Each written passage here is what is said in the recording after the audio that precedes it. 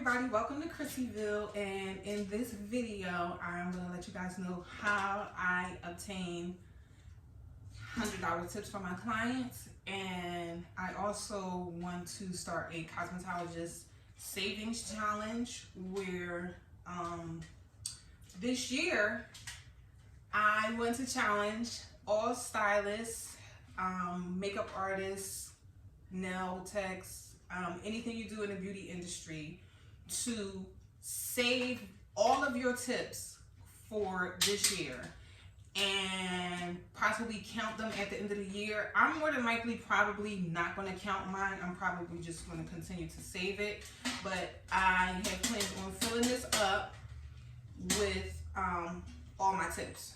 So I usually get like super high tips from a lot of my customers, and I'm actually going to give you 10 reasons why I get high tips. And the first reason is 100% professionalism. Like, I get on YouTube and I'm like super silly and I tell jokes and all of that or whatever, but when it comes to my clients, when it comes to my work and my profession, I am super professional and I am super knowledgeable about my profession and everything that I do. And most times when clients ask me something, I usually have an explanation in regards to their hair or whatever. So the first thing would be professionalism. Number two, I definitely put this on the list because it definitely helps a lot. And this is if you're like a stylist or if you're like a shampoo assistant to someone. But I mean, everybody should just smell good, period. So number two would be to smell good and have products, use products that smell good.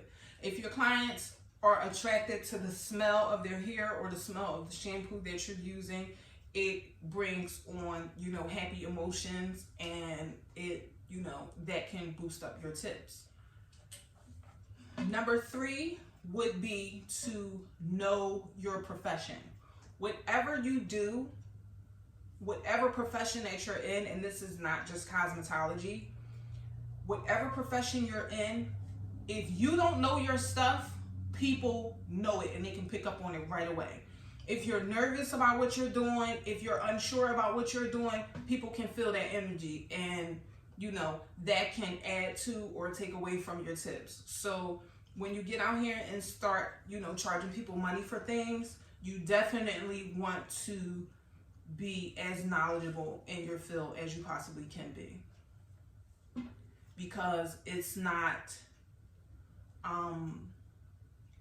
you might share something with somebody that has value. And when you give somebody valuable information, that can result in a larger tip. Number four, I would say you need to engage with your clients. If your clients come in the door and you all still like, sit down, like, my assistant gonna wash your hair. Like, if you're not as enthusiastic and upbeat about what you're doing and you're not bringing on high spirits for people, you're more than likely not gonna get a high tip from this person. People want to feel your energy and they want to feel you just engage with them in some form of fashion.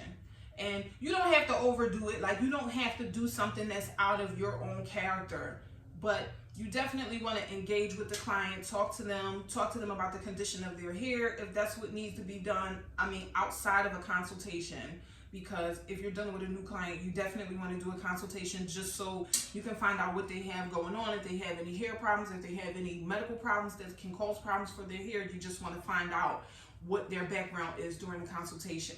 But outside of that, you want to continue to just talk with them and engage with them, because again, engaging with someone can definitely boost your ticket amount and boost your tips. Number five, something that I always do is I always give my clients stuff.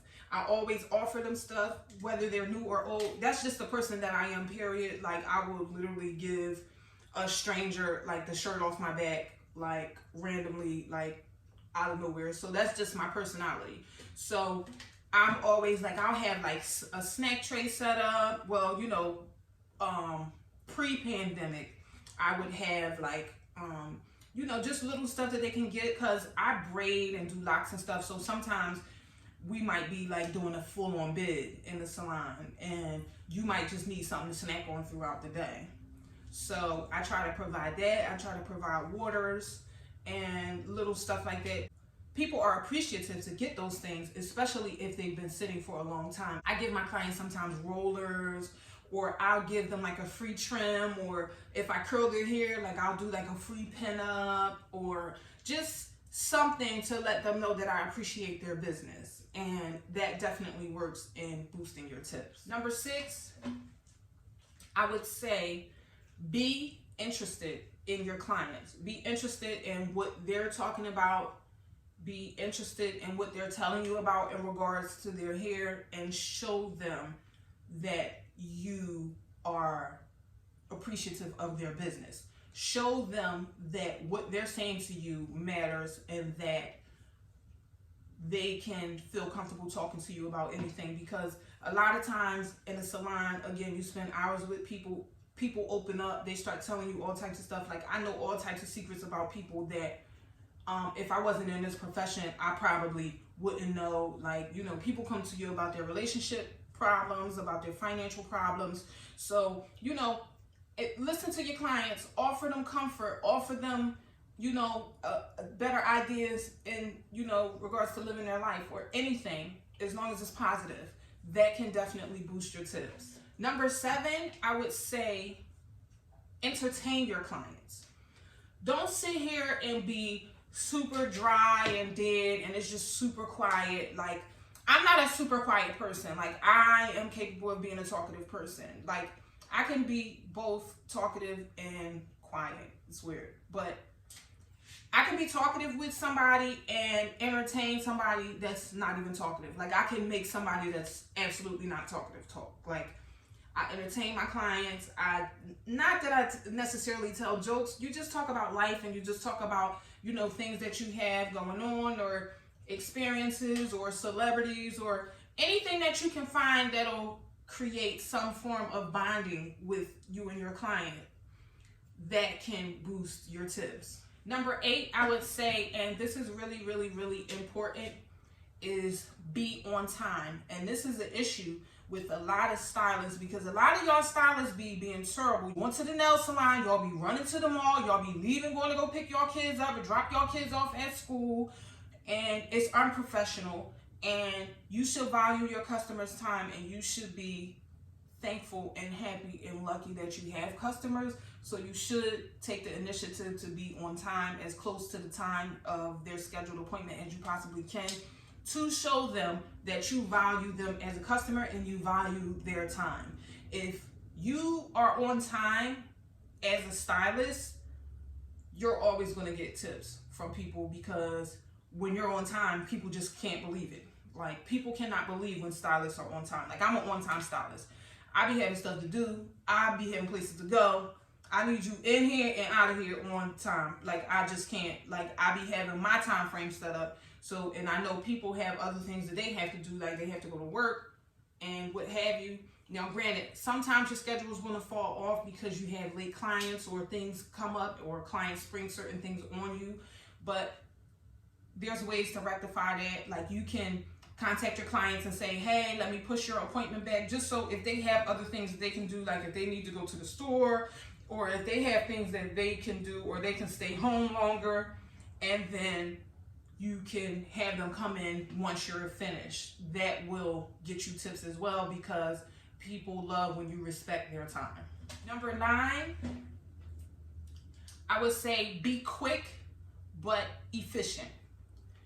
Have a system for what you're doing. Like, if you do wash and curls all day, have a system for how you do things so that everything flows and you're able to get your clients in and out as fast as you possibly can.